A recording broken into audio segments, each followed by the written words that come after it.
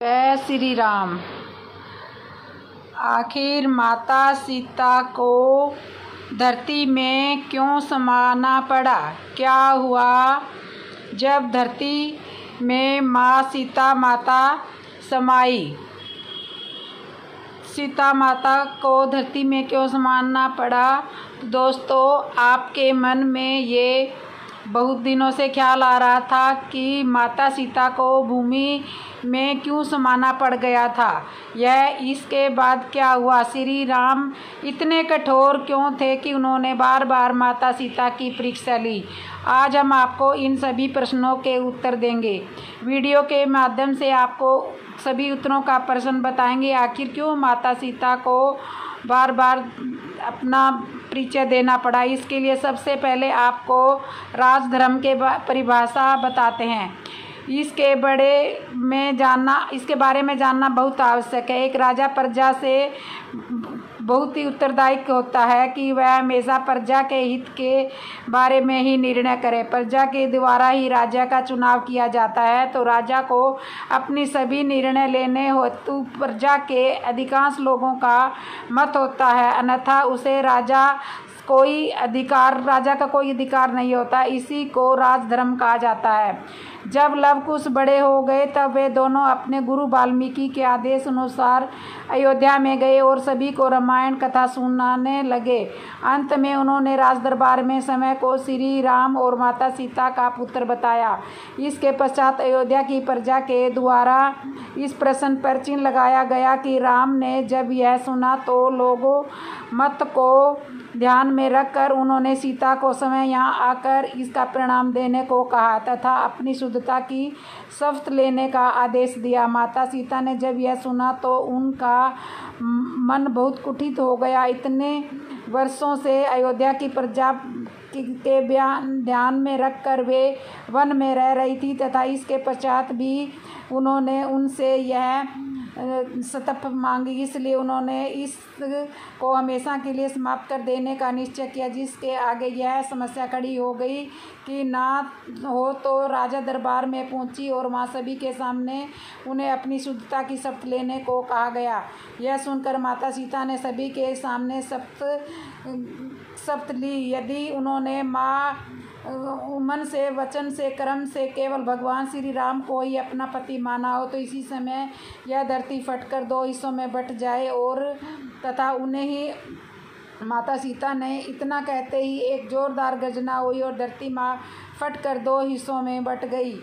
उसने धरती माँ को अवरित करती हुई सीता को अपने हाथ में लेकर चली गई। इस प्रकार माता सीता ने समय के लिए इस विवाद को हमेशा के लिए शांत कर दिया। दोस्तों, माता सीता की यह कहानी कैसी लगी कमेंट बॉक्स।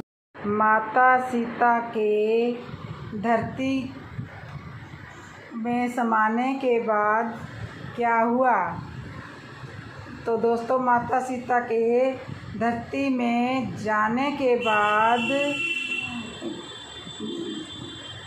क्या हुआ, चलिए इस वीडियो में मैं आपको बताती हूँ। दोस्तों, माता सीता जैसे ही धरती में समाई और धरती ने अपना मुख बंद कर लिया और श्री राम उस जगह पर दौड़ते दौड़ते आए तथा धरती माँ से विनती की कि उनकी सीता को पुनः लौटा दे, किंतु जब धरती से कोई उत्तर नहीं आया तो प्रभु श्री राम को क्रोध आ गया और भगवान श्री राम ने धरती से कहा कि यदि उन्होंने इसी रूप में सीता को पुनः नहीं लौटाया तो वे पर्वतों वनों समेत उनका संपूर्ण विनाश कर देंगे तथा सब कुछ जलमग्न हो जाएगा। यह क्रोध देखकर सब जगह व्याप्त हो गया और उसी समय भगवान ब्रह्मा प्रकट हुए और भगवान ब्रह्मा ने प्रकट होकर श्री राम से अनुरोध किया कि वे अपने ध्यान मार्ग में अपने असली स्वरूप को पहचाने तथा उसका स्मरण करके माता सीता का कार्यक्रम इस भूमि पर समाप्त हो चुका है, इसलिए वे पागल माध्यम के में बैकुंठ में चली गई है। उन्होंने श्री राम से क्रोध या संताप न करने को कहा तथा अपने ब्रह्म स्वरूप को ध्यान को रखने के लिए उन्हें माया का पता चल गया से कहकर भगवान ब्रह्मा अंतर्ध्यान हो गए। भगवान ब्रह्मा के चले जाने के पश्चात अयोध्या के राजगुरु वशिष्ठ श्री राम को समझाने आए तथा उन्होंने कहा कि जिस धरती को उन्होंने वह रूप ब्रह्म रूप में बनाया था, आज धरती को कैसे अंत कर सकते हैं। उन्होंने कहा कि महर्षि वाल्मीकि जी को पहले से ही जानते थे कि वे इसे बदल नहीं सके, क्योंकि होनी को कोई नहीं टाल सकता था। तब गुरु वशिष्ठ जी ने श्री राम को यह बात कही तथा उन्होंने समझाया कि माता सीता बैकुंठ चली गई है, अब उन्हें माता सीता की धरोधर अपने पुत्र लवकुश को संभालना है। ऐसा कहकर उन्होंने लवकुश को अपने पिता के आज्ञा दी और सभी द्वारा अपने असली स्वरूप को ध्यान दिलाने जाने तथा माता सीता के संकेत धाम में चले जाने के कारण भगवान श्री राम को क्रोध शांत हो गया। उन्होंने लवकुश को अपना स्नेह किया। माता सीता गर्भवती कैसे हुई, उनके कितने पुत्र हुए और कैसे हुए, जानिए सारी सच्चाई। माता सीता के जीवन की सारी सच्चाई आज बताती हूँ मैं आपको। माता सीता गर्भवती कैसे हुई थी, माता सीता गर्भवती कैसे हुई थी और उनके कितने पुत्र पैदा हुए थे। जय श्री राम दोस्तों, आज मैं आपको अपने चैनल पे माता सीता के गर्भवती होने के और कितने पुत्र हुए उनकी सारी कथा सुना रही हूँ। दर्शकों, आज का प्रसंग जो है यह बहुत ही रोचक है। इसमें हम आपको बताएंगे कि माता सीता गर्भवती कैसे हुई और उनके कितने उन्होंने कितने पुत्रों को जन्म दिया था और वह पुत्र कैसे हुए थे। इन्होंने अपने पुत्रों चीज़ों को इस प्रकार प्रसंग के माध्यम से आपको समझाने और सच्चाई बताने का पूरा प्रयास करेंगे। बस दोस्तों, आपसे निवेदन है कि हमारी वीडियो को समाप्ति तक जरूर देखें और इस प्रसंग से जुड़े रहना और ध्यान पूर्वक शुरू करें, अंत तक जरूर सुने, तभी आपको इस का पता चलेगा। आपको माता सीता के गर्भवती होने और पुत्रों को जन्म देने के बारे में सारा रहस्य प्राप्त हो पाएगा। चलिए दर्शकों भाइयों, अब आप शुरू करते हैं इस प्रसंग को। बात उस समय की है जब भगवान श्री राम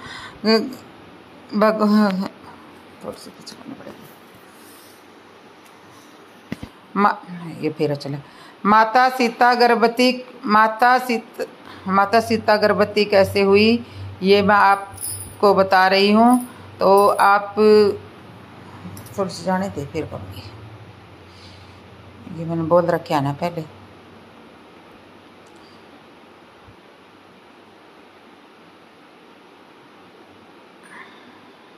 काट दूंगी ना उधर से वीडियो।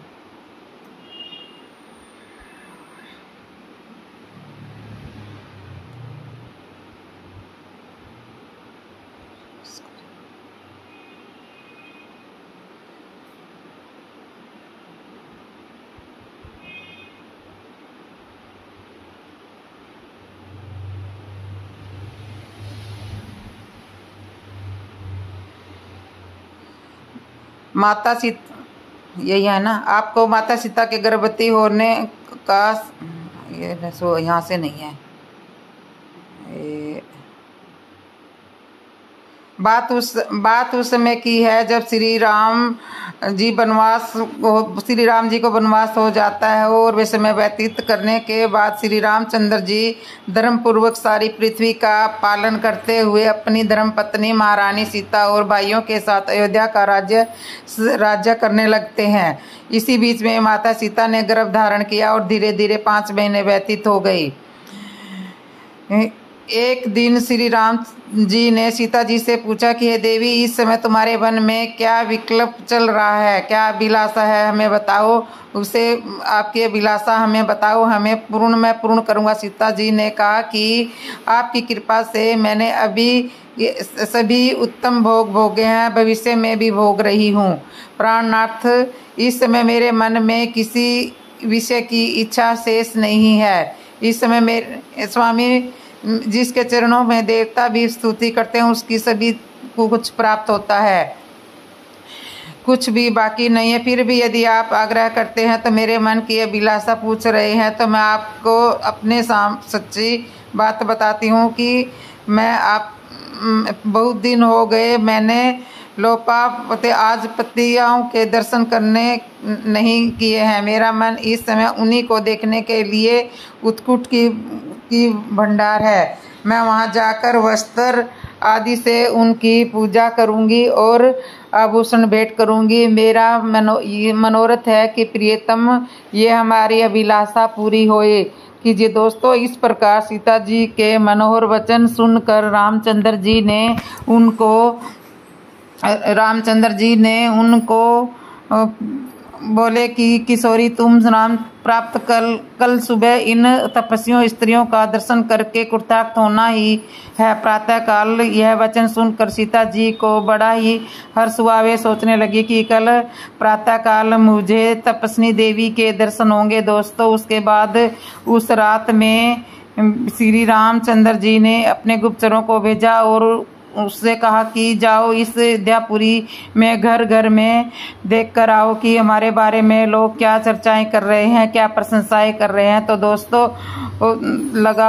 दोस्तों गुप्तचर जो थे वो भगवान श्री राम और सीता के बारे में होने वाली चर्चाओं का गुप्तचर तरीके से पता लगाने के लिए निकल गए और अयोध्यापुरी में घर घर के दरवाजे पर गुप्त तरीके से जाकर वे जानकारी हासिल करने लगे कि किस तरह से रामचंद्र और सीता की प्रशंसा हो रही है। सीता को धरती में क्यों समाना पड़ा? तो दोस्तों, इसके पीछे बहुत सारी पौराणिक कथा है। क्या श्री राम इतने कठोर थे कि उन्होंने बार बार सीता के चरित्र पर संदेह किया? आज हम आपको इन सभी प्रश्नों का उत्तर देंगे। इस वीडियो के माध्यम से आपको उत्तर देंगे तथा बताएंगे कि आखिरकार क्यों माता सीता को धरती में समाना पड़ा। इसके लिए सबसे पहले आपको राजधर्म क्या होता है और इसकी क्या परिभाषा है, इसके बारे में जानना आवश्यक है। एक राजा प्रजा से बनता है और उत्तरदायी होता है कि वह हमेशा प्रजा के हित में ही कोई निर्णय ले क्योंकि एक प्रजा के द्वारा ही राजा का चुनाव किया जाता है। तो राजा को अपनी सभी निर्णय लेने होते हैं जो प्रजा के अधिकांश लोगों का मत होता है, अन्यथा उसे राजा को कोई अधिकार नहीं होता। इसी को राजधर्म कहा जाता है। जब लवकुश बड़े हो गए तब वे दोनों अपने गुरु वाल्मीकि के आदेश अनुसार अयोध्या में गए और सभी को रामायण कथा सुनाई। तो अंत में उन्होंने राज दरबार में समय प्रजा के द्वारा माता सीता राम का पुत्र बताया। इसके पश्चात अयोध्या में इस प्रश्न चिन्ह पर लगाया गया। श्री राम ने जब यह सुना तो लोग मत को ध्यान में रखकर उन्होंने सीता को समय यहाँ आकर इसका प्रणाम देने को कहा। तभी अपनी शुद्धता की शपथ लेने का आदेश दिया और माता सीता ने जब यह सुना तो उनका मन बहुत कुंठित हो गया। इतनी वर्षों से अयोध्या की प्रजापति ध्यान में रखकर वे वन में रह रही थी। क्या इसके बाद भी उनकी शुद्धता पर उनको सफाई देनी पड़ी? इसके बाद समाप्त कर देने का निश्चय किया। इससे आगे यह समस्या खड़ी हो गई कि राज दरबार में पहुंची तो सभी के सामने उन्हें अपनी शुद्धता की शपथ लेने के लिए कहा गया। यह सुनकर माता सीता ने सभी के सामने शपथ ली कि यदि उन्होंने माँ वचन तथा कर्म से केवल भगवान श्री राम की आराधना की तो उन्हें अपना पति ही माना हो तो उस समय धरती फट जाए और वे उसमें समा जाए। माता सीता इतना कहते ही एक जोरदार गर्जना हुई और धरती फटकर दो हिस्सों में बट गई। उसमें से माँ धरती अवतरित हुई और सीता को अपने साथ लेकर चली गई। इस प्रकार माता सीता ने समय धरती में चली गई। इस विवाद को हमेशा के लिए शांत कर दिया। दोस्तों, माता सीता की यह कहानी कैसी लगी? अगर अच्छी लगी होगी तो कमेंट में जय श्री राम जरूर लिखना।